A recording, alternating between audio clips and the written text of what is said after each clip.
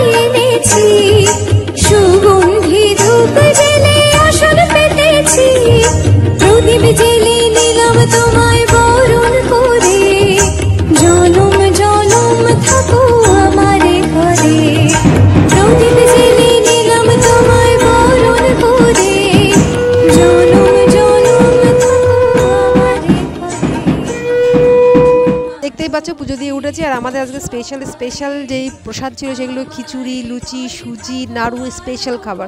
তো এই ছিল আজ আমার ছোট্ট ব্লগ, সেটা আমার শেয়ার করলাম। সো প্লিজ জানিয়ে কেমন লাগলো, ভালো লাগলে লাইক কমেন্ট শেয়ার, সাবস্ক্রাইব করো আর আমার চ্যানেল নতুন হয়ে থাকলে একটা ফলো করে দিও।